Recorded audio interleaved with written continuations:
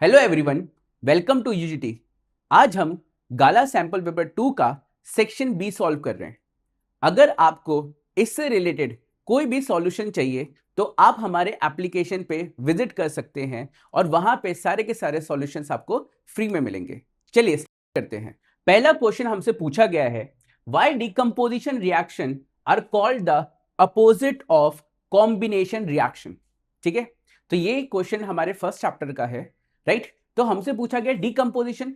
तो decomposition reaction क्या होती है? डिकम्पोजिशन रिएक्शन ऐसी रिएक्शन होती है जहां पे एक रिएक्टेंट दो या दो से ज्यादा प्रोडक्ट बनाता है। ठीक है, और कॉम्बिनेशन रिएक्शन क्या होता है? कॉम्बिनेशन रिएक्शन वो रिएक्शन होता है जहां पे दो या दो से ज्यादा रिएक्टेंट मिलके एक प्रोडक्ट बनाते हैं। ठीक है, तो यही इसका आंसर है।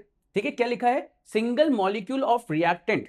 ठीक है, एब्जॉर्बिंग हीट, हीट भी हो सकता है, लाइट भी हो सकता है, इलेक्ट्रिसिटी भी हो सकता है, और क्या बना रहा है? एक रिएक्टेंट दो या दो से ज्यादा प्रोडक्ट बना रहा है। वहीं पे अगर देखा जाए कि जो कॉम्बिनेशन रिएक्शन है, ये कॉम्बिनेशन रिएक्शन क्या करता है कि जब आपका दो या दो से ज्यादा रिएक्टेंट मिलते हैं तो ये आपका क्या बनाता है? ये आपका सिंगल प्रोडक्ट बनाता है। ठीक है, that is why it is called opposite of decomposition reaction. चलिए नेक्स्ट क्वेश्चन की तरफ चलते हैं। नेक्स्ट क्वेश्चन हमसे पूछा गया है, what are the general properties of ionic compound. सबसे पहले समझ लेते हैं आयनिक कंपाउंड क्या होते हैं। आयनिक कंपाउंड वो कंपाउंड जो आयनिक बॉन्ड से बनते हैं। आयनिक बॉन्ड क्या होता है? आयनिक बॉन्ड वो बॉन्ड्स होते हैं जो ट्रांसफर ऑफ इलेक्ट्रॉन्स की वजह से बनते हैं। ठीक है, अब हम इनकी प्रॉपर्टीज देखते हैं। सबसे पहला, इनका high melting and boiling point होता है, क्योंकि जनरली क्या होता है कि जो आयनिक बॉन्ड्स होते हैं दे आर वेरी स्ट्रॉन्ग। ठीक है, दैट इज वाई उनका मेल्टिंग और बॉइलिंग पॉइंट क्या होता है? बहुत ज्यादा हाई होता है। ठीक है, तो फोर्स ऑफ अट्रैक्शन इनका बहुत ज्यादा होता है, राइट। सेकेंड, ये इलेक्ट्रिसिटी कंडक्ट करते हैं। ठीक है, इनके अंदर से इलेक्ट्रिसिटी कंडक्ट मतलब फ्लो हो जाती है। Next, they are generally solids, solid in nature में मिलते हैं। कुछ एक्सेप्शन है जैसे मर्क्यूरी वर्क्यूरी, but generally they are found in solids. और एक और पॉइंट है यहां पे, that is soluble in water. Clear? चलिए नेक्स्ट क्वेश्चन की तरफ चलते हैं। नेक्स्ट क्वेश्चन हमसे पूछा जा रहा है कि हमें टाइप्स ऑफ ऑर्गेनिजम्स बताने। Types of organism on the basis of mode of nutrition. तो हमें पता है there are two mode of nutrition, एक होता है ऑटोट्रॉप और एक होता है हेट्रोट्रॉप। ऑटोट्रॉप क्या होता है? ऑटोट्रॉप जहां पे जो लिविंग ऑर्गेनिजम्स हैं वो अपना खाना खुद से प्रिपेयर करते हैं, जैसे कि फॉर एग्जांपल प्लांट्स और ब्लू ग्रीन एल्गाई या सम बैक्टीरियाज। ठीक है, तो यहां पे वही लिखा हुआ है, material obtain from inorganic sources. Inorganic sources just like sunlight, carbon dioxide, जहां से जो प्लांट्स है वो अपना फोटोसिंथेसिस करते हैं। ठीक है, तो ग्रीन प्लांट्स और कुछ बैक्टीरियाज इसके एग्जांपल्स हो गए। उसी के आगे हेट्रोट्रॉप्स क्या होते हैं? कुछ ऐसे ऑर्गेनिजम्स जो क्या करते हैं, जो ऑटोट्रॉफ से डिपेंड होते हैं अपने फूड के लिए, जैसे एज अ ह्यूमंस, एनिमल्स, ये सारे क्या होते हैं? अपने फूड के लिए दूसरों पे डिपेंडेंट होते हैं। ठीक है, on the other organism to break down into simpler ones. ठीक है, और ये एज अ बायोकैटलिस्ट की तरह यूज होते हैं। इनके पास एंजाइम्स होते हैं। What is enzyme? That is biocatalyst, जो ब्रेक डाउन करने में हेल्प करते हैं, for example animals and fungi. चलिए नेक्स्ट क्वेश्चन की तरफ चलते हैं। नेक्स्ट क्वेश्चन हमसे पूछा जा रहा है कि एक्सप्लेन वेजिटेटिव प्रोपोगेशन इन ब्रायोफाइलम। ठीक है, विद डायग्राम। पहले हम समझते हैं कि एक्चुअली वेजिटेटिव प्रोपोगेशन क्या होता है। Vegetative propagation it is a type of asexual mode of reproduction जो लीफ, स्टेम या रूट की हेल्प से एक नया ऑर्गेनिज्म ग्रो करता है या एक नया प्लांट ग्रो करता है। जैसे कि फॉर एग्जांपल अगर मैं दूं वेजिटेटिव प्रोपोगेशन का, तो एक कॉमन एग्जांपल है, दैट इज मनी प्लांट। आपने देखा होगा कि मनी प्लांट को कहीं से भी आप कट करो और कहीं ग्रो करवा दो तो वहां पे वो क्या होता है? इजिली ग्रो करना स्टार्ट कर देता है। ठीक है, तो यहां पे हमें पूछा गया ब्रायोफाइलम। तो बेसिक ब्रायोफाइलम में क्या होता है कि इस तरीके से ये लीव्स हैं। अब ये जो लीव्स हैं यहां पे इनके क्या निकल रहे हैं? That is birds. And what is birds? That is the outgrowth, जहां पे पर्टिकुलर एक जगह पे क्या होती है, मल्टीपल टाइम्स आपके सेल्स डिवाइड होते हैं, वहां पे बर्ड्स होते हैं। और ये बर्ड्स फिर फर्दर क्या करते हैं? एक नया प्लांट ग्रो करते हैं, जैसे कि आप यहां देख सकते हो कि यहाँ पे एक नया प्लांट ग्रो हो रहा है। तो इस तरीके से ब्रायोफाइलम के अंदर क्या होता है? आपका वेजिटेटिव प्रोपोगेशन होता है और एक नया ऑर्गेनिज्म फॉर्म होता है। ठीक है, तो मैंने आपको वही बताया, बर्ड्स आर प्रोड्यूस्ड। ठीक है, ये फिर सॉइल में फॉल हो जाते हैं, वहीं पे जर्मिनेट करते हैं और यहीं से क्या होता है? हमारा नया प्लांट आता है। ठीक है, तो ये हमारा क्या है? वेजिटेटिव प्रोपोगेशन है। नेक्स्ट क्वेश्चन की तरफ चलते हैं। नेक्स्ट क्वेश्चन हमें बताया जा रहा है या हमसे पूछा जा रहा है कि क्या होगा अगर एक वुमेन के अंदर एग फर्टिलाइज ना हो। तो बेसिकली क्वेश्चन क्या बोल रहा है, ये फीमेल्स के मेंस्ट्रुअल साइकिल के बारे में बात कर रहा है। ये पूछ रहा है कि अगर एक फीमेल जिसके पास ओवरी होती हैं जो हर एक अल्टरनेट मंथ्स में क्या करती हैं, एग प्रोड्यूस करते हैं, अगर इन केस उन्हें मेल गैमेट नहीं मिला और वो फर्टिलाइज नहीं हुए तो क्या होता है। तो हमें पता है कि मेंस्ट्रुअल साइकिल में क्या होता है, इन केस कि अगर उनके एग्स फर्टिलाइज नहीं होते तो वो हर मंथ क्या होते हैं, in the form of blood body से बाहर निकल जाते हैं। यहाँ पे वही बोला गया है, ठीक है। तो क्या होता है कि एम्ब्रियो नहीं बनता एवरी मंथ, ठीक है, राइट। यहाँ पे क्या होता है, end of the wall becomes thick elastic, right. और अगर ओवम इज नॉट फर्टिलाइज, ठीक है, then the lining is not needed any longer. जो यूट्रस में लाइनिंग बनती है ड्यूरिंग प्रेगनेंसी वो नहीं बनती है, एंड लाइनिंग स्लोली ब्रेक्स, ठीक है, उनका ब्रेकडाउन होता है, and comes out to the vagina opening through blood and mucus, ठीक है। ब्लड और म्यूकस के फॉर्म में क्या होती है कि वो जो एग होता है वो बॉडी से फीमेल की बाहर निकल जाता है। चलिए नेक्स्ट क्वेश्चन की तरफ चलते हैं। नेक्स्ट क्वेश्चन है व्हाट इज कैटरैक्ट, ठीक है। कैटरैक्ट क्या होता है कि जनरली तो ये ओल्ड एज में ज्यादा होता है। हमें पता है कि जो हमारी लाइट है हमारी आईज में एंटर करती है थ्रू प्यूपिल करती है। अब क्या होता है, एज के साथ हमारी बॉडी में क्या होता है, एक्स्ट्रा फैट या प्रोटीन डिपॉजिट होने लगते हैं। जब ये डिपॉजिट होने लगते हैं तो इसका इंपैक्ट हमारे आईज के भी ऊपर आता है। कभी कभार ऐसा होता है कि धीरे धीरे ये इंपैक्ट होते होते ये क्या करते हैं, हमारे प्यूपिल्स को कवर कर लेते हैं। जब ये हमारे प्यूपिल को कवर कर लेते हैं तो लाइट हमारे आई के अंदर नहीं जा पाती है, जिसकी वजह से हमारे रेटिना पे इमेज फॉर्म नहीं होती है, ठीक है। अब इसी को कैसे सॉल्व किया जा सकता है, तो एक बहुत छोटा सा सर्जरी होती है, ठीक है। It is I think 15 to 20 minutes की होती है या 10 to 15 मिनट्स की होती है, जिससे हम इजिली इस कैटरैक्ट को खत्म कर सकते हैं।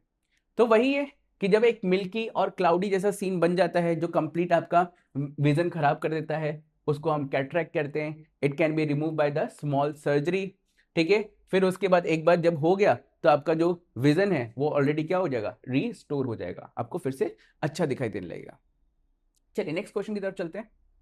नेक्स्ट क्वेश्चन में है अ करंट ऑफ 0.4 एम्पियर। तो हमें सबसे पहले गिवन पता चल गया, that is a current I is drawn by a filament of an electric bulb for 4 minutes, time is 4 minutes. अब हमें पता है कि मिनट्स क्या है, एक स्टैंडर्ड वैल्यू नहीं है, तो इसको स्टैंडर्ड वैल्यू में कन्वर्ट करने के लिए हमने क्या किया, टाइम को कन्वर्ट किया इनटू सेकंड्स। तो that is why it is multiplied by 60, because as we know that 1 minute is 60 seconds, तो 240 सेकंड्स हुए, ठीक है। Find the amount of electric charge, हमें इलेक्ट्रिक चार्ज फाइंड करना है। तो हमें पता है what is the formula of electric charge, I is equals to Q upon T, right.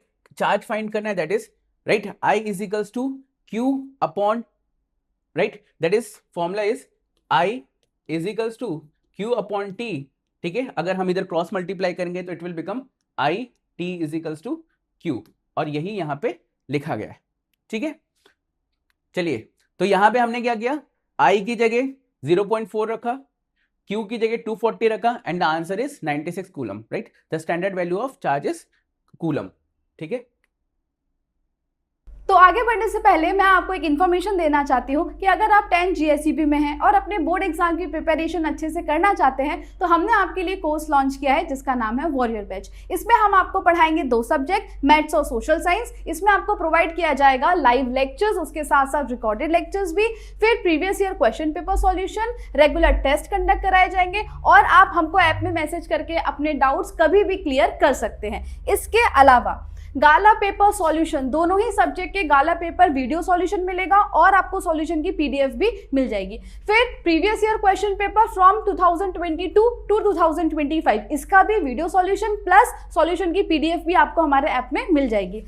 Chapter wise important question and objectives, दोनों ही सब्जेक्ट के IMP क्वेश्चंस चैप्टर वाइज और IMP ऑब्जेक्टिव्स मिलेंगे आपको।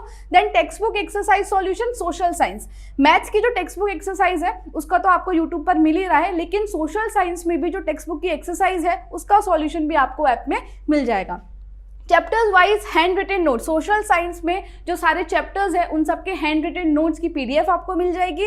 Introduction plus exercise solution PDF, maths में आपको जितने भी चैप्टर्स हैं उनका इंट्रोडक्शन और सारे एक्सरसाइज की सॉल्यूशन की पीडीएफ, ये सारी चीजें हम हमारे ऐप में प्रोवाइड करेंगे आपको। हमारे ऐप का नाम है यूजीटी, जो प्ले स्टोर पर अवेलेबल है, और अगर आप ऐप स्टोर से डाउनलोड करना चाहते हैं तो इसका नाम है माई इंस्टीट्यूट। तो आज ही हमारे ऐप को डाउनलोड कीजिए और कोर्स परचेज कीजिए। All the best. चलिए नेक्स्ट क्वेश्चन की तरफ चलते हैं। हमसे ये पूछा जा रहा है कि जो हमारे हाउस होल्ड सर्किट्स हैं इनको हम लोग सीरीज में कनेक्ट क्यों नहीं करते हैं, राइट? हमें जनरली हमें पता है कि जो हाउस होल्ड सर्किट्स हैं उनको हम क्या करते हैं, पैरेलल में कनेक्ट करते हैं। तो क्या रीजन है कि हम सर्किट को सीरीज में नहीं कन्वर्ट करते हैं और पैरेलल में करते हैं? इसके बाद बहुत सारे रीजन है। पहला रीजन तो ये है कि जो सर्किट सीरीज में जो सर्किट होता है उसके अंदर रेजिस्टेंस बहुत ज्यादा होता है, ठीक है। सेकंड ये है कि जो सीरीज सर्किट होता है उसके अंदर जो इलेक्ट्रिसिटी होती है वो आपकी हमेशा एक जैसी रहती है। तो आप बताओ कि फैन और एसी को इलेक्ट्रिसिटी एक जैसी चाहिए क्या? उनको अलग अलग चाहिए, राइट? थर्ड चीज ये होता है कि रेजिस्टेंस ज्यादा होने की वजह से इसके अंदर क्या होता है, हीटिंग इफेक्ट जनरेट होता है। तो ये कुछ ऐसे पॉइंट्स है जिसकी वजह से हम लोग क्या करते हैं, हम लोग जो रेजिस्टेंस है उसको सीरीज में, हम सर्किट को सीरीज में नहीं यूज करते हैं, हम लोग इसको पैरेलल में यूज करते हैं। यही लिखा हुआ है इन सीरीज सर्किट, ठीक है, current is the constant through out the electric circuit. अब कांस्टेंट रहेगा तो उससे क्या होगा कि हमारे जो सर्किट में जो इलेक्ट्रिकल इक्विपमेंट्स है, हर इलेक्ट्रिकल इक्विपमेंट्स को अलग अलग इलेक्ट्रिसिटी चाहिए होगी। सेकंड, अब यहां पे बोला गया है कि अगर एक कंपोनेंट खराब हो जाता है सीरीज कॉम्बिनेशन में तो दूसरे जो कंपोनेंट्स हैं वो भी क्या हो जाएंगे, स्टॉप हो जाएंगे। जैसे कि हमने देखा ना, दिवाली की लाइट्स होती हैं, उनमें अगर कहते हैं एक लाइट खराब हो जाती है तो आगे वाली सारी लाइट्स खराब हो जाती है क्योंकि वो सीरीज कॉम्बिनेशन में होता है, ठीक है। यहां पे लिखा है कि अगर हम किसी भी पर्टिकुलर सर्किट को सीरीज कॉम्बिनेशन में करेंगे तो उसको क्या किया जाता है, एक ही स्विच के साथ ऑन ऑफ किया जाता है, ठीक है। लेकिन जबकि पैरेलल होता है वहां पे हमारे पास मल्टीपल स्विचेस होते हैं, जैसे कि हमने अपने घरों में देखा हुआ है, ठीक है। और ये आपके डिफरेंट पावर रेटिंग्स के बारे में बताया गया है कि हर पर्टिकुलर इलेक्ट्रिकल इक्विपमेंट्स को हमें क्या चाहिए, डिफरेंट पावर रेटिंग्स चाहिए, करेक्ट। चलिए नेक्स्ट क्वेश्चन की तरफ चलते हैं। नेक्स्ट क्वेश्चन हमसे पूछा जा रहा है कि हमारे घरों में, ठीक है, in our homes we use two different powers of supply rating. हम लोग दो different right power supply ratings use करते हैं, क्यों? देखिए क्लास, हमारे घर पे दो अलग अलग तरह के इलेक्ट्रिकल इक्विपमेंट्स होते हैं। एक हैवी इलेक्ट्रिकल इक्विपमेंट होता है और एक लाइट इलेक्ट्रिकल इक्विपमेंट्स होते हैं। हैवी इलेक्ट्रिकल इक्विपमेंट जैसे कि एसी हुआ, फ्रिज हुआ, गीजर हुआ, वॉशिंग मशीन हुआ, राइट, और सर्दी आ रही तो दैट इज हीटर ऑल्सो, ठीक है। बट जो लाइट इक्विपमेंट्स होते हैं जैसे फैन हुआ, आपका ट्यूबलाइट हुआ, बल्ब हुआ, ये सारे क्या है, लाइट इक्विपमेंट्स हैं। तो अगर हम हैवी को लाइट की जगह यूज करें और लाइट को हैवी की जगह यूज करें तो ये क्या होगा, अच्छे से वर्क और परफॉर्म नहीं करेगा। इसलिए हम लोग क्या करते हैं, घर पे दो सर्किट्स या दो इलेक्ट्रिकल सर्किट या सप्लाई रेटिंग रखते हैं, ठीक है। तो एक हमारा क्या होता है, जो हैवी वाला होता है, इट इज 15 एम्पियर। आपने देखा होगा घर पे स्विचेस में थोड़े बड़े स्विचेस होते हैं जिसमें लिखा होता है 15 एम्पियर, 20 एम्पियर या 16 एम्पियर लिखा रहता है। और जो लाइट वाले होते हैं दैट इज 5 एम्पियर, ठीक है। चलिए नेक्स्ट क्वेश्चन की तरफ चलते हैं। नेक्स्ट क्वेश्चन ये है कि फूड चेन में क्या होता है। फूड चेन में हमसे क्वेश्चन पूछा जा रहा है कि जो एनर्जी है वो हमेशा ग्रेजुअली कम क्यों होती रहती है। जैसे हम लोग प्रोड्यूसर से हर्बीवोरस जाते हैं तो हर्बीवोरस के पास कम होती है एज कम्पेयर टू प्रोड्यूसर्स। जैसे हम कार्निवोरस के पास जाते हैं तो कार्निवोरस के पास कम होती है एज कम्पेयर टू हर्बीवोरस। तो इसके पीछे रीजन क्या है? इसके पीछे रीजन ये है कि प्रोड्यूसर से जब एनर्जी ट्रांसफर होती है हर्बीवोरस के पास तो ये होती है सिर्फ और सिर्फ 10%। तो बची हुई 90% कहाँ होती है? तो बची हुई 90% आपकी सराउंडिंग में इवेपोरेट हो जाती है। अब ये इवेपोरेट का मतलब क्या है कि बेसिकली जब ट्रांजिशन होता है एनर्जी का फ्रॉम प्रोड्यूसर्स टू हर्बीवोरस तो यहाँ पे क्या होता है, जो एनर्जी होती है वो कन्वर्ट होने के लिए 90% या उससे ज्यादा होती है तो इवेपोरेट हो जाती है, सिर्फ और सिर्फ 10% ही ट्रांसफर हो जाते हैं, right. The energy received by the producer can not be converted back into solar energy, ठीक है। प्रोड्यूसर्स के द्वारा सोलर एनर्जी में तो नहीं कन्वर्ट किया जाएगा, ठीक है। Organism of each traffic level use energy available about 10% only. हमेशा कितना यूज कर पाते हैं? सिर्फ और सिर्फ 10% ही यूज कर पाते हैं। चलिए नेक्स्ट क्वेश्चन की तरफ चलते हैं। नेक्स्ट क्वेश्चन में पूछा जा रहा है कि what is the difference between biodegradable waste and non biodegradable waste. तो क्लास, बायोडिग्रेडेबल वेस्ट वो वेस्ट होता है जिसको डिकम्पोजर्स इजिली डिकम्पोज कर सकते हैं। नॉन बायोडिग्रेडेबल वेस्ट वो वेस्ट होता है जिसको बायोडिग्रेडेबल जो बैक्टीरियाज होते हैं या जो डिकम्पोजर्स होते हैं वो डिकम्पोज नहीं कर पाते। ठीक है, तो waste materials which can be broken down by biological process is called biodegradable. ठीक है, जो आपके बायोलॉजिकल प्रोसेस से ब्रेक डाउन नहीं हो पाते, can not be break down, is called non biodegradable. ठीक है, right. Biodegradable substances which are the product of living organism, ये जो डिकम्पोजर्स डिकम्पोज करते हैं ये बेसिकली जाता कहाँ है, ये सॉइल में मिल जाता है, जिससे सॉइल को ह्यूमस प्रोवाइड होता है, उनको न्यूट्रिशन प्रोवाइड होता है। और जबकि सिंथेटिक मैन मेड जैसे प्लास्टिक हुआ उसको डिकम्पोज नहीं कर पाते, तो वो हमारा क्या होता है, नॉन बायोडिग्रेडेबल में आ जाता है। ठीक है, इसके एग्जाम्पल्स भी हैं, वेजिटेबल, फ्रूट्स, पिल्स, ठीक है, डेड बॉडीज, ठीक है, अदर बायोडिग्रेडेबल एग्जाम्पल्स। और नॉन बायोडिग्रेडेबल में ग्लासेस, प्लास्टिक, पॉलीथीन, ठीक है, आपका पेस्टिसाइड्स, ये सारे के सारे क्या है, नॉन बायोडिग्रेडेबल है। चलिए नेक्स्ट क्वेश्चन की तरफ चलते हैं। नेक्स्ट क्वेश्चन है एक्सप्लेन एक्सक्रीशन इन प्लांट्स। ठीक है, ये हमारी बुक में जो एक्सक्रीशन इन प्लांट्स का टॉपिक है ये हमारे लास्ट पेज पे है। ठीक है, अब बहुत सारे स्टूडेंट्स क्या करते हैं, ये पर्टिकुलर टॉपिक को इतना ज़्यादा इंपॉर्टेंस नहीं देते हैं, लेकिन इसी से क्या होता है, कभी कभार ज़्यादा क्वेश्चन आते हैं और ये टॉपिक क्या हो जाता है, डिफिकल्ट हो जाता है। अब आपको पता है कि प्लांट के लिए एक्सक्रीशन ऐसा कुछ नहीं है। ठीक है, प्लांट्स के लिए एक्सक्रीशन क्या है कि उन्होंने क्या किया, फोटोसिंथेसिस किया, तो ऑक्सीजन उनका बाय प्रोडक्ट हुआ, तो वो एक एक्सक्रीशन हुआ। ट्रांसपीरेशन के थ्रू उन्होंने अपनी बॉडी से क्या किया, ज़्यादा से ज़्यादा वाटर निकाल दिया।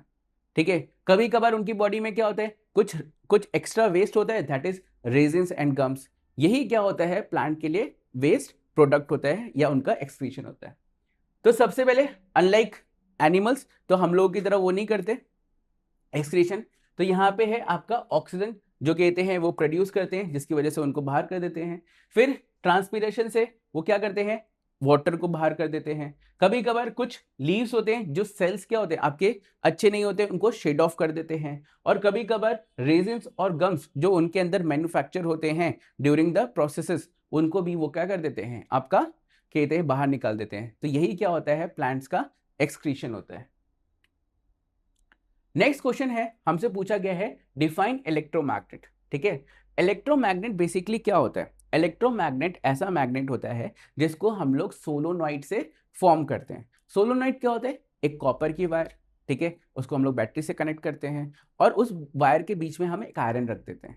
जब हम इलेक्ट्रिसिटी ऑन करते हैं तो उस कॉपर वायर के अंदर मैग्नेटिक फील्ड लाइंस बनती है। वो मैग्नेटिक फील्ड लाइंस बार बार उस आयरन के अंदर जाती है, जिसकी वजह से जो आयरन होता है वो भी मैग्नेटाइज हो जाता है। तो ये हमारा क्या होता है, इलेक्ट्रोमैग्नेट। बेसिकली इलेक्ट्रिसिटी से हमारा मैग्नेट बना है, इसलिए हम इसको इलेक्ट्रोमैग्नेट कहते हैं। Magnet consisting of long coil of insulated copper wire wounded around the soft iron. तो सॉफ्ट आयरन को रखते हैं, जिसकी वजह से जब हम इलेक्ट्रिसिटी पास करते हैं तो ये क्या हो जाता है, मैग्नेटाइज्ड हो जाता है। इसके यूजेस का है, बहुत सारे यूजेस है। फैन में जहां पे भी चीजें घूम रही हैं, जैसे मिक्सचर हुआ, वॉशिंग मशीन हुआ, ठीक है, फैन हुआ, जहां पे भी चीजें घूम रही है वहां पे हमारा क्या इलेक्ट्रोमैग्नेट है। कभी कभार बेसिकली ये कहाँ होता है, ये हमारे स्कूल बैग्स में भी होता है, और क्या है, मेडिकल में भी यूज किया जाता है। ठीक है, वुंड्स को हील करने में या उनके अंदर से आपके आयरन के पीसेस को निकालने में। यहां पे हमारा सेक्शन भी खत्म होता है, राइट। अगर आपको ये चीज पसंद आई है तो इसको लाइक, शेयर और सब्सक्राइब करिए। और अगर आपको इससे रिलेटेड हमारे सॉल्यूशंस की पीडीएफ चाहिए तो आप हमारे एप्लीकेशन में जा सकते हैं और वहां पे इसको फ्री में अवेलेबल कर सकते हैं। Thank you and have a nice.